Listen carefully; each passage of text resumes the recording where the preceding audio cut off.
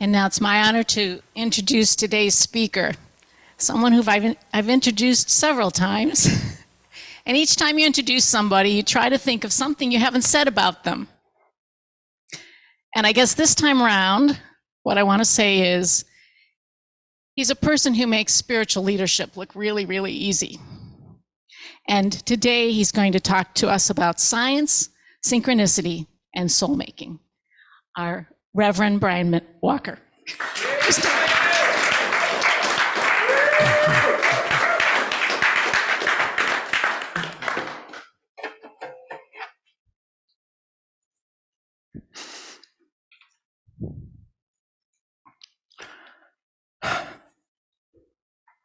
Good morning.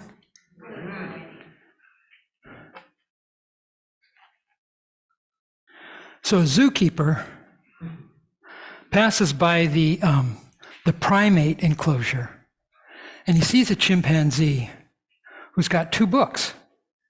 And he's looking back and forth in these books. And one of the books is Darwin's Origin of Species, and the other one is the Bible.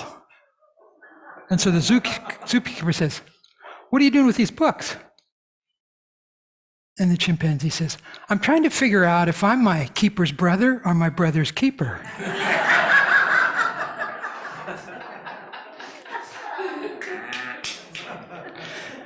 So as we have already recognized, the theme for this month is interconnection. And, once I got on the spiritual path, I became very interested in the relationship between science and spirituality.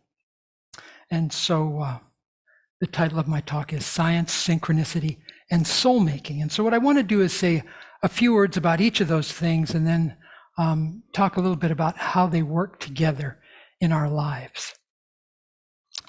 So, modern science started in the 16th and 17th centuries, especially when Copernicus offered this mathematical proof that the Earth revolves around the sun and not the sun revolving around the Earth. And that was a huge, huge transformation. In fact, we refer to that frequently as the Copernican revolution.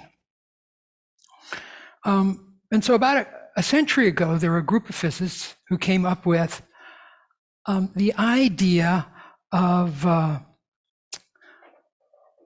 that were studying matter and energy. These physicists were studying matter and energy at the most basic level, and they came up with this theory called quantum physics that didn't follow what the classical physics up to that time, the rules that it came, or the rules that had evolved.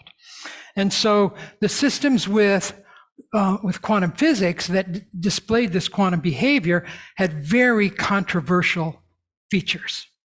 So they could exist in different states of matter at the same time. And it was such that our participation in observing matter itself altered it. So whereas before we thought about ourselves living in a fixed reality, we were introduced to the idea of a participative reality, that just by living in the world, by viewing matter and these different systems, that we actually change it. And so it's something that Einstein called spooky action at a distance. So now, about the same time, about 100 years ago, that these physicists were evolving this idea about quantum mechanics and quantum physics, there were another group of scientists who really started studying very seriously parapsychology. So parapsychology, also known as psi, PSI, is the idea of telepathy, that there's mind-to-mind communication, precognition, that we can know the future before it happens, psychokinesis, about mind affecting physical states, mind affecting matter, and remote viewing, that we can sense things from a distant location. And so over a century of scientific research by some very distinguished scientists and some of the most elite laboratories on the planet have given very persuasive evidence that all of these things are real. Okay? They're real. So if you doubt that, see me afterwards, and I'll show you where there's actual evidence, okay? Because it's really true. And yet, even with all of this evidence, the public, academia, the people in research, as a rule, generally, they don't acknowledge that. And so why is that? Well, as science evolved, and particularly after the period of Enlightenment in about the 18th century, this idea of materialism as a worldview, that the physical world is all there is, and using the scientific method is the way that we find out about it. And so in this materialistic worldview, psi phenomenon is not possible. It contradicts the laws, the classical laws of nature that we've learned, and our experience of reality to a large degree. So there's no way that those with this particular worldview can see that this works. And so those who read about it or see about it, they dismiss it as something that's flawed or fraudulent. And you could be in that group. So I want you to know it's really true. And if you need the evidence, it's out there. So now, interestingly, in the tens of thousands of years before the rise of modern science, people rarely questioned the existence of psi.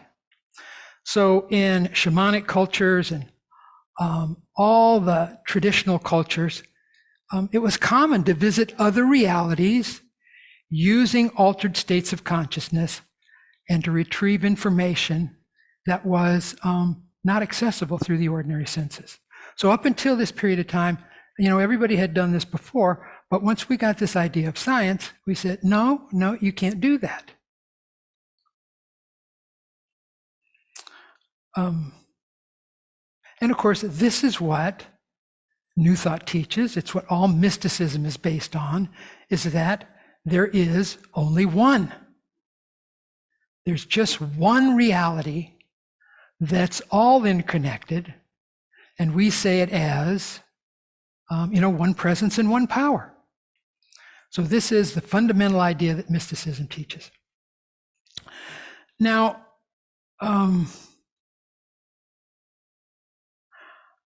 when you see what's going on in the world, sometimes you may, because it's seemingly pretty chaotic, and you may think that the world is really not nearly as ordered and as unified and interconnected as we all like to believe that it is.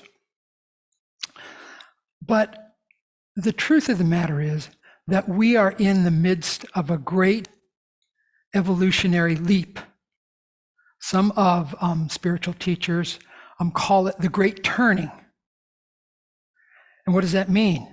It means that we are in the process of awakening, humanity awakening to who we truly are and how that's going to transform our world.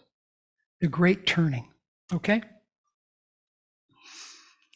So we're in the middle of a paradigm shift, friends, so just hold on, okay? It's going to be okay. So now, there's one thing that I want to make really clear, and that is in my comments about science, I do not intend to suggest that modern physics proves mysticism, which is popular in some quarters. And that's not my view. However, and the reason for that, if today's physics supports mysticism and tomorrow's physics it doesn't, where does that leave us? Not in a place that's that attractive. So we actually have another way of proving our own spirituality and what our nature is, and that is intuition. So there's another way of knowing beyond our five senses, beyond using reason and the scientific method, and that is intuition. So intuition is actually a form of intelligence. It's a kind of intelligence that's contextual, that's relationship, that is not related to cause and effect, that's holistic, that's nurturing, and that we all have.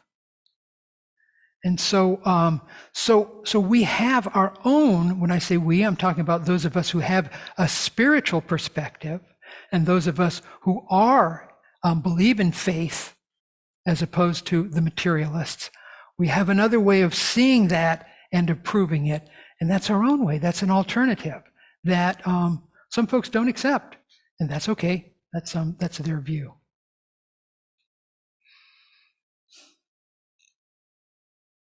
So someone who was paying close attention as all of these changes in physics were happening about 100 years ago is Carl Jung. And so I'm guessing that most of you are familiar with the name of Carl Jung. He is a Swiss psychiatrist and psychoanalyst who founded analytic psychology. And you've probably heard of his idea of synchronicity. So synchronicity, briefly described, is meaningful coincidence. Meaningful coincidence. So, so what a lot of people don't realize is that Carl Jung worked very closely with one of these pioneering physicists, Wolfgang Pauli. And so they were having this constant dialogue about the changes that were happening in modern physics and how Carl Jung was processing this and applying it to his analytic psychology and also coming up with the idea of synchronicity. And so what a lot of people don't realize is that Carl Jung and Pauli actually wrote a book together. And so, so that these crazy, spooky things that were happening at a distance, Carl Jung was applying to psychology and how we see and interpret the world, and using it. And so, so an example of synchronicity is that Jung had a patient who was very resistant to the therapy that he was trying to introduce her to and trying to work with her about, for an intellectual reason, that she was just really resistant to this. And so they were in a session one day, and she explained to him that she had a dream about this scarab necklace, which was a very valuable piece of jewelry. And so while she's telling him about this dream, there's a tapping on the window, and he opens the window, and in flies an insect, which he catches, and it's a scarab beetle. So there's no causal effect between the dream and the insect, but yet there seems to be some sort of meaning that this has happened at the same time. So it's a causal coincidence, meaningful coincidence.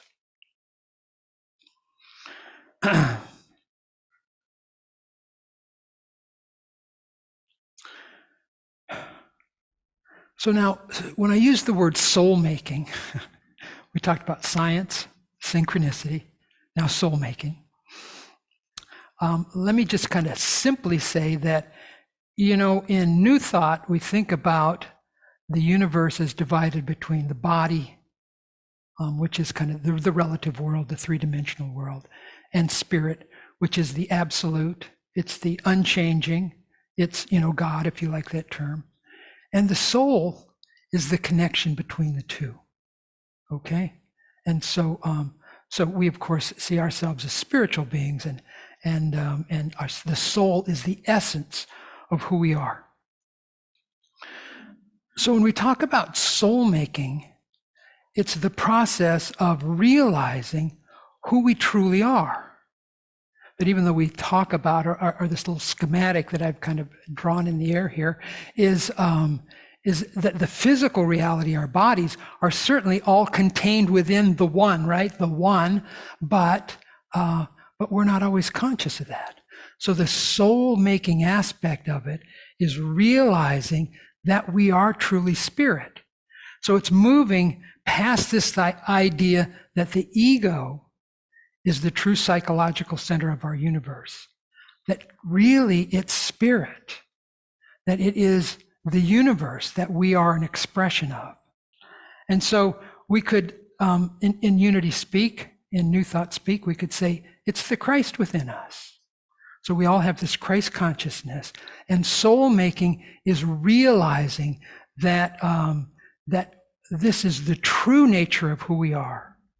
So it's not the ego part of us that's the center. It's this divine part, this Christ consciousness. And soul making is discovering that. Okay, so how do these things all come together? Science, synchronicity, soul making. So I'm going to use an example from one of my favorite writers. And he is bringing this interconnection idea together. So he's an astrophysicist and taught at Colgate University. He's also a very serious student of Carl Jung and a dedicated Buddhist practitioner. So his name is Victor Mansfield, and he's also an author and written several books. So Victor writes about a time when he was in graduate school. He was recently married, and he and his wife they had their first son, their first child. And so Victor's father had left his mother and the family when Victor was very young, just a toddler, and he didn't remember him at all. So Victor's mother had raised him entirely on her own. And to his mother, Victor's father was evil incarnate. She really bore a lot of ill will towards him, and really still a lot of anger and resentment. So sometimes when Victor was growing up and he was misbehaving, the nuclear threat of all curses was, "You're just like your father." But growing up, Victor was really kind of the all-American boy. He was very bright. He was in sports, and he was popular. So anyway, he probably didn't get that nuclear curse too often. So while he's a graduate student, and he has a dream about his father on 2 successive nights, a very clear dream, which is very unusual because he'd never dreamt about him before. And so Victor attributed the dreams to that he'd just recently become a parent, and so he thought that maybe that was bringing up some ideas of his father. But on the day after he had that second dream, his uncle's, his father's brother, his uncle, called him and told him that his father was dying in a VA hospital and that he should come and visit him. But Victor had his own issues with his father because he missed him growing up. So that, so when he went to the dinner for the father and son dinner for when he got his football letter in high school, he had to take his mom's brother. He never got birthday cards, never anything for Christmas. He had this well of energy built up within him, and I'm sure his mother probably contributed to that as well, that he had some ill feeling towards his father, and that really ignited that, and he really got in touch with that when his uncle called him and suggested that he go visit his father when he's dying in the hospital. So he had that feeling in his heart of, let the son of a bitch die by himself. He was very upset. So Victor, as he processed this feeling in the days that followed, he thought about the dreams that he had, and he decided that, being involved with Jung and his Buddhist studies, he decided that he would, kind of in desperation, consult the I Ching. And so he threw the sticks to the I Ching, and what came up was the what do you call those things? The hexagram for gathering. And part of the interpretation for the hexagram of gathering is the family gathers around the father. And so he, with the dreams and with what he saw with the I Ching, he just felt in his heart that there was something bigger that was going on in this. And so he loaded his family up. They were in New York, and they drove down to Washington, D.C., where his dad was dying. And he did go visit his father. And he did share with him that he was a grandfather now, and that was very meaningful for him because he wanted his dad to know that. But and several days after he was there, his father did pass. But in processing the whole experience, Victor came to realize that there was something much bigger going on, and that the universe was communicating with him through the dream and through the I Ching hexagram, that he needed to move through what was this deep wound in his heart that had healed but had left big scars. And for him to continue his soul making, for him to realize who he truly was, he needed to have that dug up and to deal with it and to go through with that and make peace with his father. So now I want to call attention here to this use of the I Ching, which is known as divination. Now, if you look in your dictionary, divination will be defined as using the supernatural to get knowledge.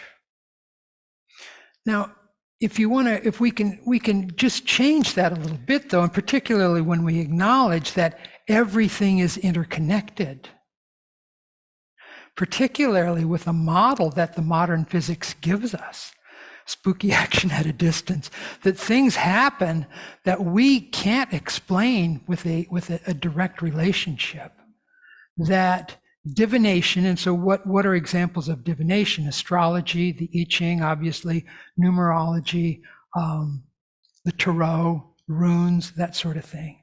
So that if there is an order and there is this relationship between everything, that it doesn't have to, I mean, obviously, if you have a materialistic worldview, divination, of course, is nonsense. It's crazy. But if you realize that everything is interconnected, divination can make sense. So I want to share some of the synchronicities in my own life. One was how I found unity. And so the way that was, I was living in Orchid at the time, and I was playing chess with a local chess group.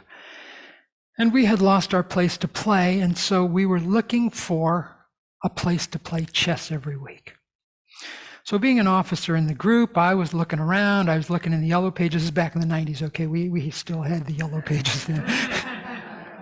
And so I'm looking through these churches. We didn't have any money, and so we didn't have any money to spend. So I'm looking through these churches, and I see this name, Unity. And I thought, well, that's an interesting name. So I call up and talk to PJ. Those of you who've been around for a while know PJ was the minister down at Santa Maria for many years. And he says, yeah, you can come here and play chess once a week. And so our group started going over there to play chess. So it was about that time that the colossal crisis in my life happened and began my divorce. And so PJ's little pastoral ears perked up and said, "We've got to talk." And of course, my skeptical scientific self said, "Shit, that's all I need is to go talk to some preacher." But PJ was divinely guided, as we say, and he gave me this book called The Quest. And I've been on the quest ever since. So getting to unity and being there when I really needed some guidance was a real synchronicity for me that changed my life. A more recent one is I was attending a presentation by Matthew Fox, is a name some of you might be familiar with. He was doing a presentation. He was here locally at a church in Los Osos. Big crowd, almost all the seats are filled, except one next to me. And who would come and sit there? this woman over here, who is now my wife.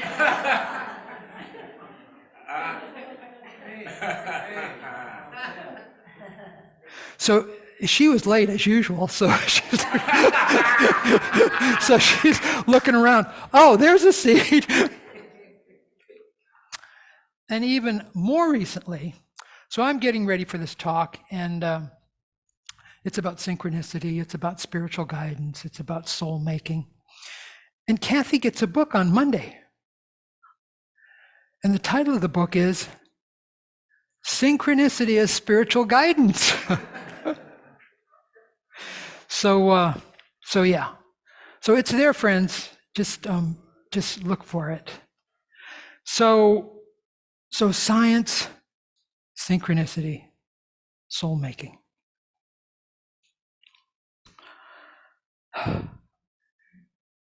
So one of the ways you might tie this all together is that in your human experience, seeking the truth, you might think of yourself as a scientist. So now the way science works is you gather data, you come up with some sort of hypothesis, you do some experiments, and then based on those experiments, you go back and you look at your hypothesis, and it's an ongoing cycle, okay? So as a scientist, the data is your life experience, what's happening in your life all the time. And the hypothesis is this, that everything is interconnected, and when you embody that interconnection, it gives you access to information and energy not limited by time and space, and that allows you to profoundly affect transformation, innovation, and wholeness. So that's the hypothesis, that everything is interconnected, that we embody that, we have access to information and energy beyond space and time that profoundly impacts transformation, innovation, and wholeness. So, when I say you have access to information and energy not limited by time and space, what that means to me is prayer works. Prayer works. So that's the hypothesis, friends. Prove it in your own life. And when I say everything is interconnected, then you can profoundly amplify transformation, innovation, and wholeness. What that means to me is that synchronicity is a method of spiritual guidance and will lead you to the knowledge of your truly divine nature. Synchronicity is God sending us messages anonymously.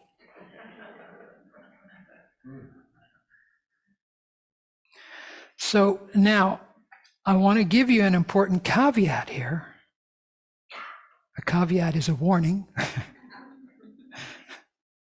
So divination is not a substitute for spiritual practice. It's an art and it's a tool that we can use,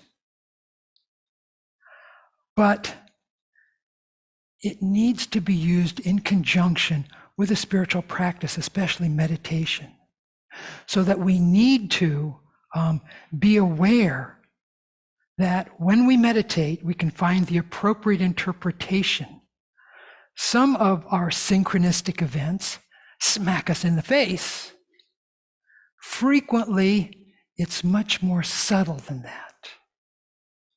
And so we need to cultivate our intuition, which we do through our spiritual practice. So the divination, the synchronicity, and our spiritual practice, our cultivation of our intuition, all work together. Okay? Very important.